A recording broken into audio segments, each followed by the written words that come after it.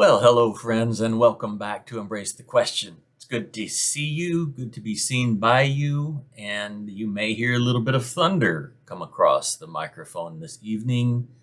We've got a little storm close by, and I like storms personally. There's nothing like being safe in a cozy room, usually staring at scripture while the storm rages outside. Anybody else like doing that?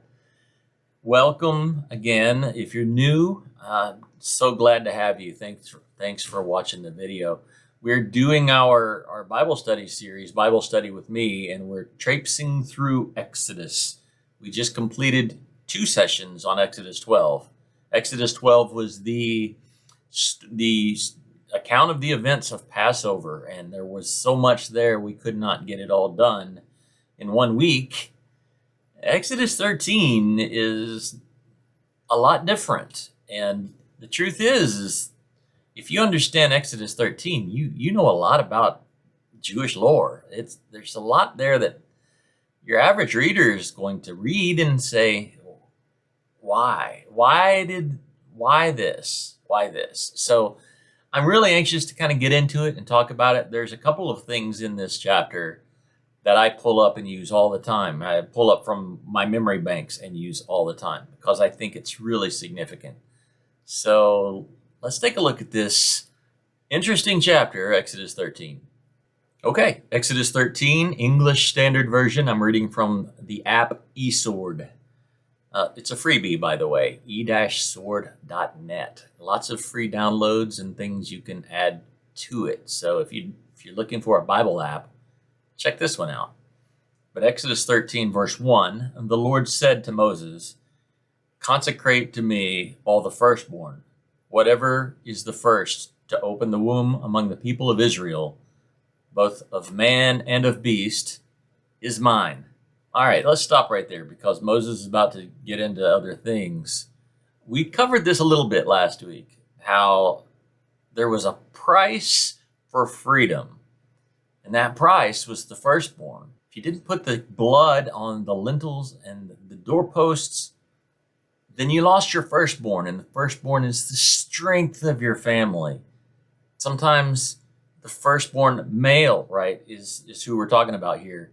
This is your lineage. This is your double portion is going to the firstborn. All cultures valued the firstborn male.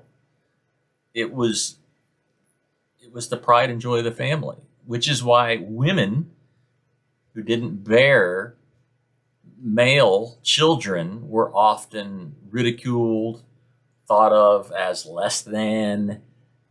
This was a major deal. And so when we have Passover, the event where the death angel passes through and takes the firstborn, kills the firstborn of any who did not follow the instructions.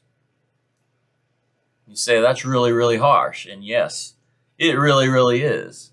But thus is Passover, because Passover required something harsh, something major, something earth-shattering to happen to get these people free.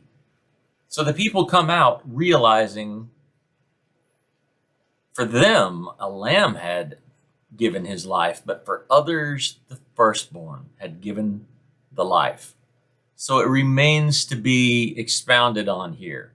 Let's keep going in verse 3. Then Moses said to the people, "Remember this day in which you came out from Egypt, out of the house of slavery. For by a strong hand the Lord brought you out from this place. No leavened bread shall be eaten. Today in the month of Abib, you are going out." All right, let me stop again. You're going to notice the theme of repetition here. Why? Because repetition is one of the core tenets of especially the early Judaism. Not everybody could read, not everybody could write. What could they do? They could recite. And they did that over and over and over. Again, the spoken word was very valuable. So when we're talking about remembrance, things were repeated, and we see things repeated here. God is repeating himself to Moses. Moses is repeating himself to the people, and the people will be repeating these stories over and over because remembering is vital. Remembering is vital.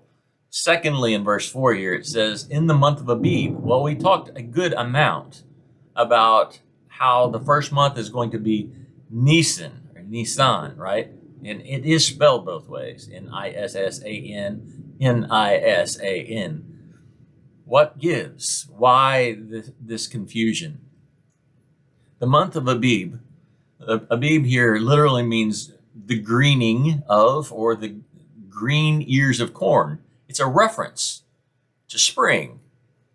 It's a reference to spring. It's almost a figure of speech here, because if you look at the Jewish calendar, you're not going to see a month of Abib. So when I say it's a figure of speech, the actual month here is Nisan, although that is referred to more after the Babylonian captivity. It's almost synonymous with Abib, but Nisan is like the official month name. You say, well, I thought the first of the year was in Tishri. It was Rosh Hashanah, which means head of the year, and that's in the fall, and that would be correct. Rosh Hashanah is the head of the governmental year, Tishri to Tishri, and then Abib is the celebration of that which is new. It's like kind of having two birthdays. You can think of it that way. We all have a birthday, right? But then we get born again. And that date is for us arbitrary, but that is a second birthday. It's almost like everybody has a Rosh Hashanah, a Tishri to Tishri, but not everybody has a release from Egypt, an Abib or a Nisan. That's one of the most interesting ways I've heard this discussed. So I'm going to leave it at that. But if you want to search more into why the different names, you can Google Abib versus Nisan, and that will give you an idea, because technically it's referring to the same month here, the March and April time frame on the Gregorian calendar. Okay, let's continue. Verse 5.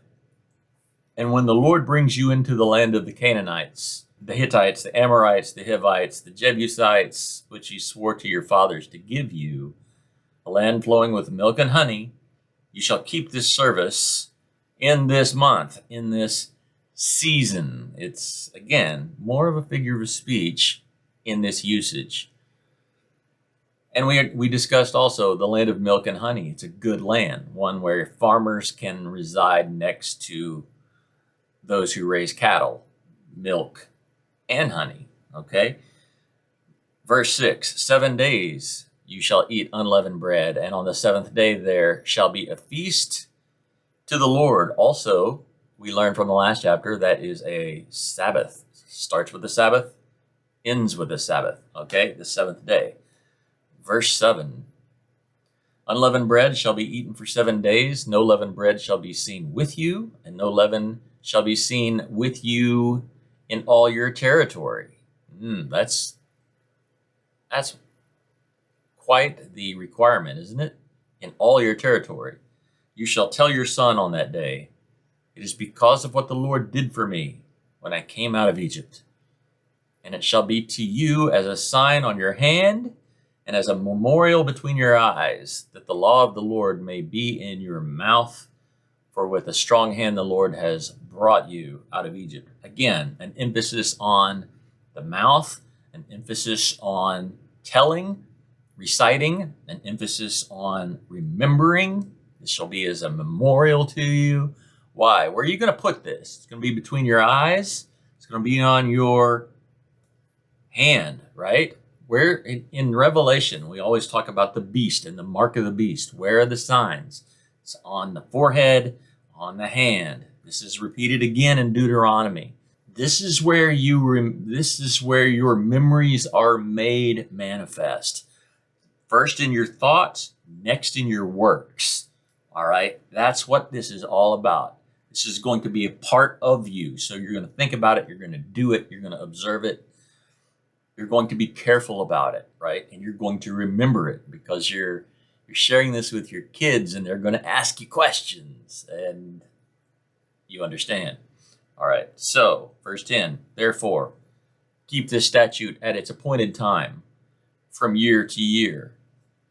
When the Lord brings you into the land of the Canaanites, as he swore to you and your fathers, and shall give it to you. All right, verse 12. You shall set apart to the Lord all that first opens the womb, all the firstborn of your animals that are the males shall be the Lord's. And every firstborn of a donkey you shall redeem with a lamb, or if you shall not redeem it, you shall break its neck. Every firstborn of man among your sons you shall redeem. All right, what are they talking about here? This is really fascinating, but what we're going to learn, especially in, I think, Numbers, Deuteronomy, these are going to be referring to this a lot. The price of freedom was the firstborn. God is making a statement saying, all of your firstborn belongs to me. And therefore, you're going to have to redeem all of your firstborn back to me. That's confusing. I realize that. So let's talk about it for just a second. What's going to happen is God's going to say, instead of every tribe of Israel giving me his firstborn male, every family and every tribe giving me their firstborn male, and kind of doing the Samuel thing, think of it that way. You're dedicating that male to me for my service. And, by the way, all of your male cattle to my service, to the service of worship, to the service of whatever needs to be done around the future tabernacle, things that they don't understand here yet. All right, that all belongs to me. But instead of requiring it from all of the tribes, I am going to consolidate that debt into one tribe and call it Levi. Levi will be mine. Levi will be mine. We're going to hit that again here, but Levi will be mine, meaning instead of you owing me all your firstborn males, not all your second, third, fourth, fifth born males, but all your firstborn males, instead of that, I'm going to take the tribe of Levi, all the males, all of them, and they'll all be mine. And all of the cattle that belongs to Levi, they will be my cattle, all of them, instead of the firstborn of the cattle of all the tribes. All right? Now think about this. God's going to say, consider a 1-to-1. So if I have 500,000 males in the tribe of Levi, and the rest of the tribes have 550,000 males as their firstborns, because there's a lot more of them, and there could be that many firstborns. So that's 50,000 more in the tribes than I have in Levi. So you need to redeem those 50,000 extras as mine. And the redemption price is 5 shekels. You say, that's quite a little racket there. The Lord is making money. And here's the truth of it. To worship requires resources. And the Lord's saying, all of that is mine. But to redeem it, redeem the extra, it's 5 shekels. So if we have 30,000 more firstborn calves in the tribes than we have in my cattle of Levi, then those 30,000 become 150 1,000 shekels to Levi. And if you don't, we will break its neck. Verse 13, every firstborn of a donkey you shall redeem with a lamb, or if not, you redeem it, you will break its neck. Every firstborn of man among your sons you shall redeem. There's a price. There's a price. And you think, well, that's just weird to think about because you can't quantify human life. Or, yeah, precisely. You can't quantify human life. Only what the Lord is trying to get across is, I paid a price for your redemption. I redeemed you. I had to give up people that I loved on this earth for your redemption. And later he's going to prove I have to give up my only begotten son for your redemption, right? And it's all a dress rehearsal for that which is coming later. So this is not an easy concept to really grasp. Verse 14, let's talk about it. And when in time to come, your son asks, what does this mean? Because, hey, it's not intuitive. What in the world does this mean?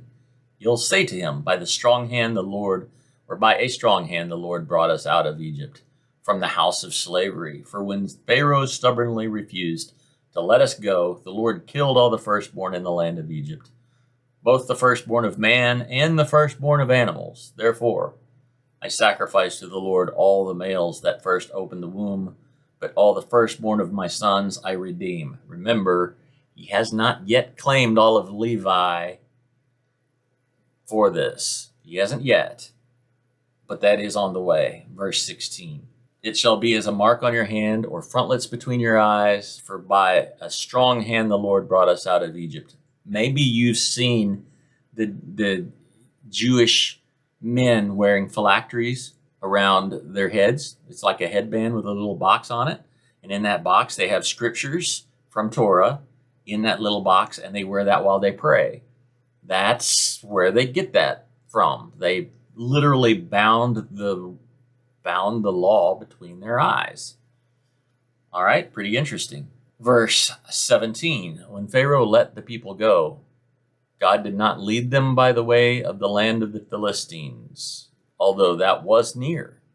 For God said, lest the people change their minds when they see war and return to Egypt. This is the one I was referring to when I say I recall it all the time, because look, this is the nature of our Father. He brings us out.